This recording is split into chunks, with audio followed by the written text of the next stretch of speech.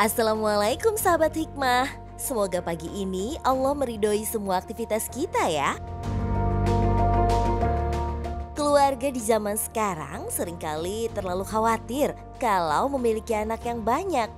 Padahal Allah telah menjamin semua rezeki hambanya. Allah Ta'ala berfirman dalam Al-Quran surat Al-An'am ayat 151, "Dan janganlah kamu membunuh anak-anak kamu karena takut kemiskinan. Kami akan memberi rezeki kepadamu dan kepada mereka." Jaminan dari Allah inilah yang dipegang teguh oleh Nana, seorang penjual cimol di desa Cikitu, Kecamatan Pacet, Kabupaten Bandung, Jawa Barat. Inilah 8 anak Nana yang lucu dan imut. Sebenarnya mereka 13 bersaudara. Hanya saja 3 orang telah berumah tangga dan tinggal di luar kota. Sementara 2 lagi meninggal saat masih dalam kandungan. Anak yang paling kecil berusia 1 tahun ini namanya Ibrahim. Sementara Yesa, anak yang paling tua yang ada di rumah, masih duduk di kelas 1 SMP. Ia bertugas menjadi pengasuh Ibrahim dan adik-adiknya. Keakraban dan kebersamaan selalu dijalani mereka. Meski terkadang menangis dan berantem tak bisa terhindarkan. Iya sih terkadang repot tapi ya gimana lagi, kita jalani aja. Ya karena kan jalaninya dengan syukur. Udah diberi dari Allah gitu.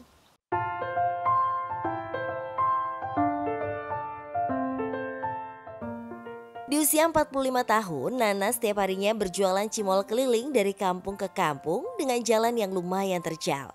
Berhenti melepas lelah sering dilakukan Nana di tengah perjalanan mencari keramaian pembeli dagangan cimolnya. Karena untuk menafkahi anak dan istri saya, jualan semua kecil-kecilan, jajanan anak-anak gitu. Buat makan sehari-hari, jajan anak-anak. Tapi alhamdulillah ada rezekinya walaupun sedikit demi sedikit. Allah selalu melindungi dan merezekikan asal kita selalu berusaha gitu. Ikhtiar dengan ikhlas dan ridho untuk mencari nafkah anak-anak dan istri saya gitu. Cimol atau aci digemol merupakan penganan khas Jawa Barat yang terbuat dari tepung tapioka yang dibentuk bulat-bulat kecil. Cimol Nana dijual dengan harga Rp2.000 saja. Jika keadaan ramai pembeli, Nana bisa mengantongi Rp85.000.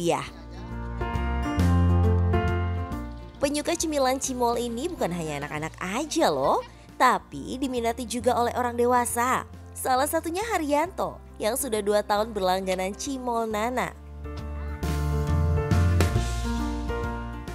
Kalau yang lain gimana ya, jadi si teksturnya agak beda aja, terus rasanya juga beda lah. Lebih enak yang punya Pak Nana ini.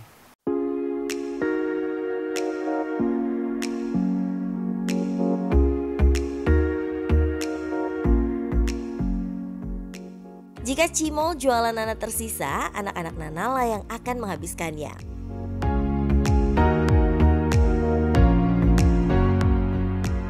Membuat cimol dengan rasa yang gurih dan enak nggaklah sulit sahabat.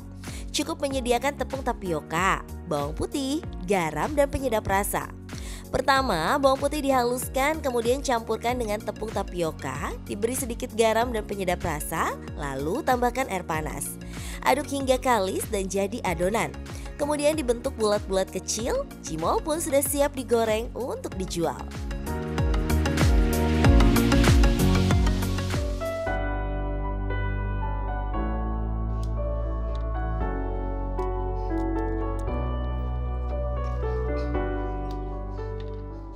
Untuk makan sehari-hari, Yesalah yang bertugas menyiapkan makanan untuk adik-adik dan kedua orang tuanya. Telur 4 butir dicampur tepung supaya mencukupi, menjadi santapan keseharian keluarga ini. Menu yang sederhana namun penuh keberkahan. Sudah terbiasa bagi keluarga Nana di saat makan nasi dan lauk tidak disajikan di piring. Semua ditaruh di nampan supaya semua bisa makan dengan porsi yang merata.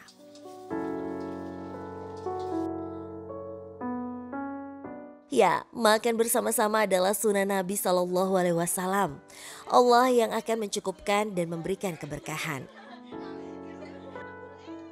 Rasulullah Shallallahu Alaihi Wasallam bersabda, makanan porsi satu orang sebenarnya cukup untuk 2. Makanan 2 sebenarnya cukup untuk 4. Dan makanan 4 sebenarnya cukup untuk 8. Hadis riwayat Muslim. Meski memiliki banyak anak, Ani, istri Nana tidak pernah merasa kerepotan. Ia selalu bersyukur karena di rumahnya tak pernah sepi. Meski kadang anaknya ada yang rewel.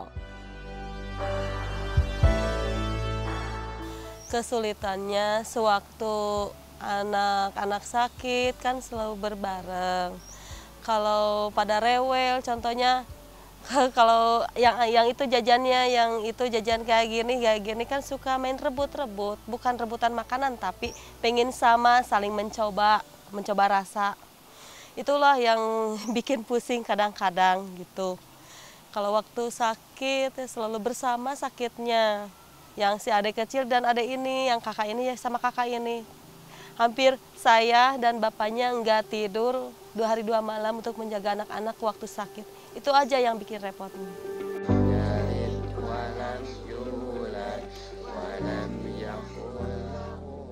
Selama pandemi, anak-anak Nana tak lagi belajar ilmu agama di masjid atau madrasah, melainkan dilakukan di rumah. Hafalan surat pendek dan membaca Al-Quran sudah menjadi rutinitas keluarga ini di kala matahari hampir terbenam.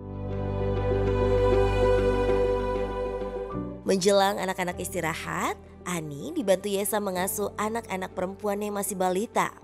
Sementara Nana selalu bercerita tentang kisah-kisah Islami. Nana mengajarkan tentang kehidupan yang harus selalu disyukuri dan tentu saja tidak meninggalkan kewajiban sebagai seorang muslim.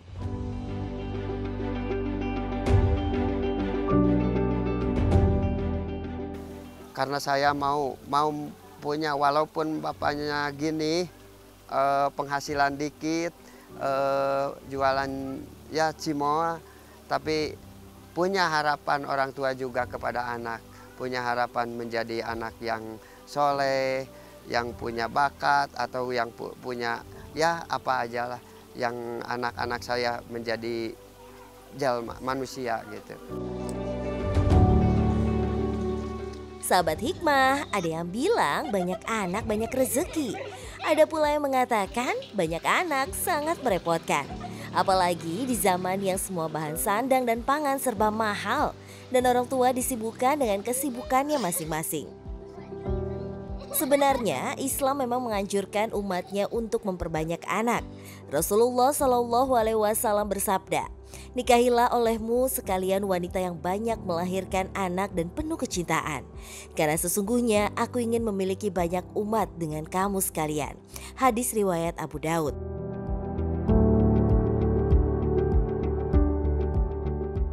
Keluarga Nana yang memiliki banyak anak mengingatkan kita akan kisah sahabat Anas bin Malik yang juga pelayan Rasulullah Shallallahu Alaihi Wasallam.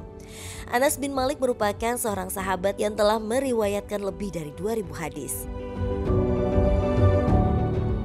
Anas bin Malik pun juga mendapat doa khusus dari Rasulullah Shallallahu Alaihi Wasallam atas permintaan ibunya. Ya Allah, perbanyaklah harta dan anaknya, serta berkahilah apa yang Engkau karuniakan padanya. Hadis riwayat Bukhari dan Muslim. Mustajabnya doa Rasulullah Shallallahu Alaihi Wasallam, Anas bin Malik pun ketika dewasa diberi rizki berlimpah dan kekayaan dengan memiliki kebun kurma yang luas dan subur. Jumlah anaknya pun mencapai 100 orang lebih. Masya Allah.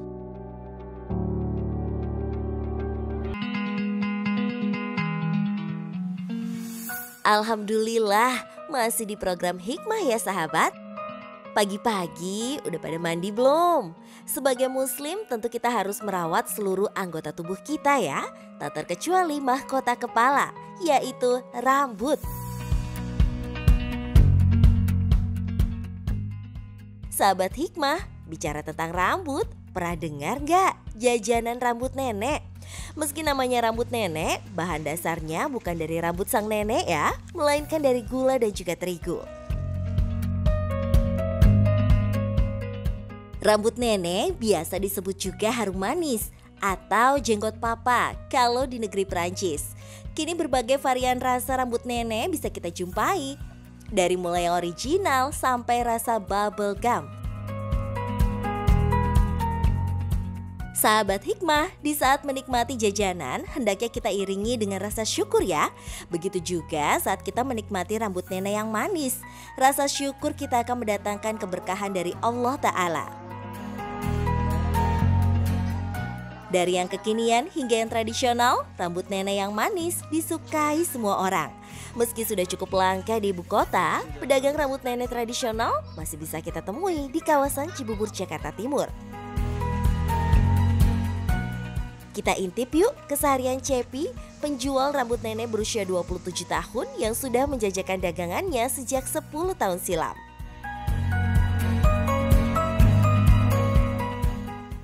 Ya awalnya sih sama bapak diajarin dulu kan, ikut-ikut sama bapak kan jualan gulali juga. Saya disuruh jualan rambut nenek sama bapak.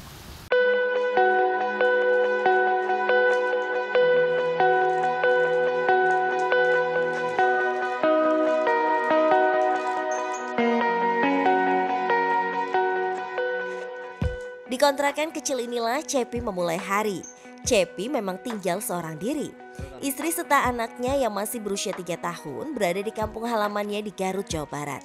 Bukan tanpa alasan mereka hidup terpisah. Keadaan ekonomi yang membuat Cepi tak bisa memboyong keluarga. Ya mau dibawa ke sini gimana teh ya, di sininya lagi susah begini nyari duitnya, lagi sulit banget nyari duit. Apalagi kalau bawa mereka ke sini, ya tambah bebannya.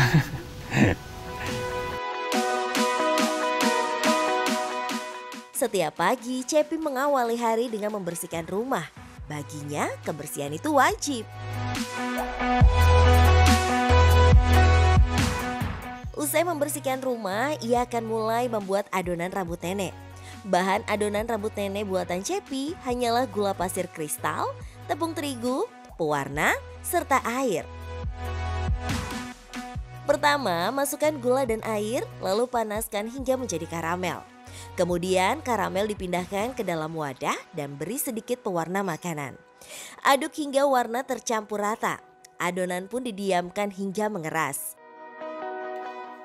Langkah selanjutnya, sangrai tepung terigu selama kurang lebih 5 menit agar tepung bisa dikonsumsi.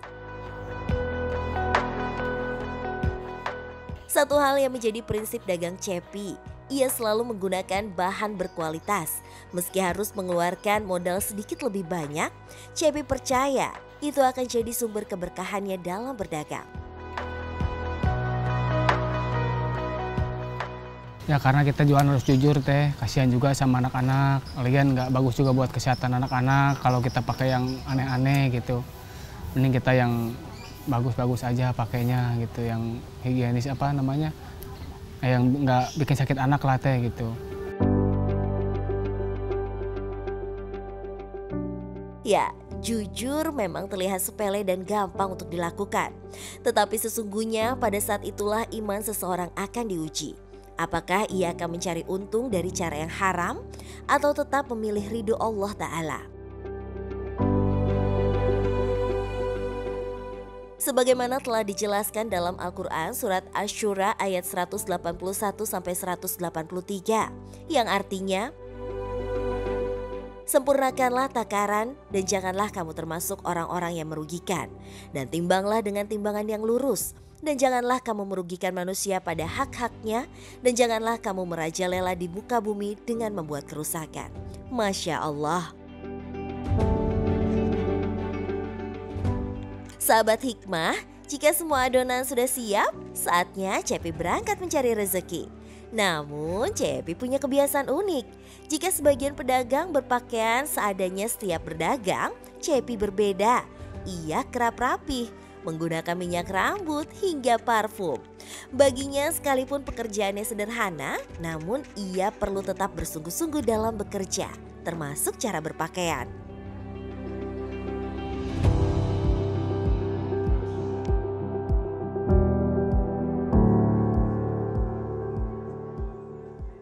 Ya Ya biar kelihatannya bersih, rapi aja gitu teh, kelihatan sama orang gitu kan. Oh abang ini nih bersih, rapi gitu kan. Beli sama abang ini orangnya bersih, rapi gitu. Jadi pandangan orang nggak kotor gitu teh gimana. Apalagi ya musim pandemi kayak gini teh, jadi orang ya pada inilah harus higienis gitu.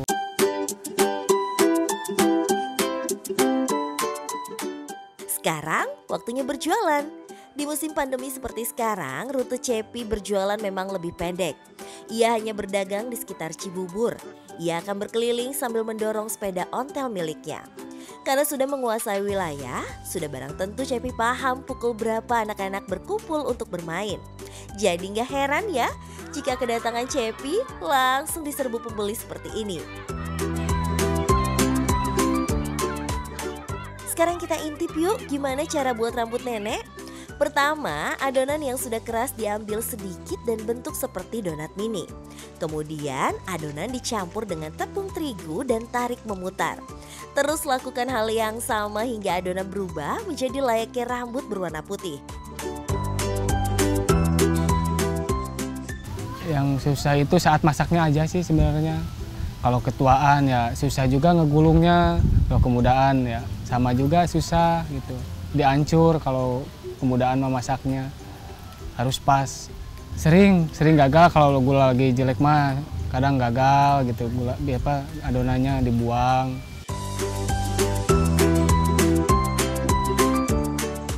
Oh iya, Cepi menjual rambut nenek seharga Rp2.000. Meski terbilang murah, namun tak bisa dipungkiri, Cepi belum bisa mendapatkan untung besar dari hasil jualannya apalagi sejak pandemi melanda. Ya sekarang mate lagi ini sih, lagi kayak gini mah lagi susah banget. Paling 50.000 dapetnya sekarang mah buat makan aja. Untuk itulah Cepi memutar otak agar dagangannya tetap ditunggu pembeli. Salah satu caranya dengan mengizinkan pembeli untuk ikut membuat.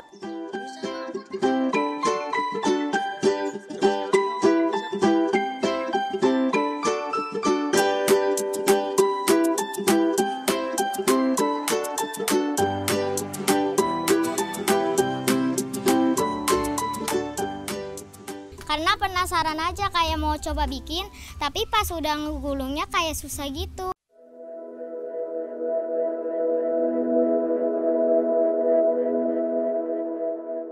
Sekalipun usianya masih 27 tahun, Cepi sadar bahwa ia harus banyak berusaha demi mengubah nasibnya dan keluarga.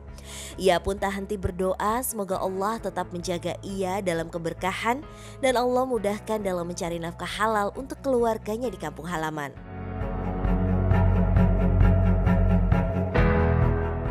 Sahabat hikmah, dari Cepi kita belajar bahwa mencari rezeki bukan sekedar sebagai tuntutan kehidupan, namun dalam rangka menaati perintah Allah untuk memberikan kecukupan dan maisyah kepada diri dan keluarganya. Rasulullah SAW bersabda, "Sungguh tidaklah engkau menginfakkan nafkah atau harta dengan tujuan mengharapkan melihat wajah Allah pada hari kiamat nanti kecuali kamu akan mendapatkan ganjaran pahala yang besar.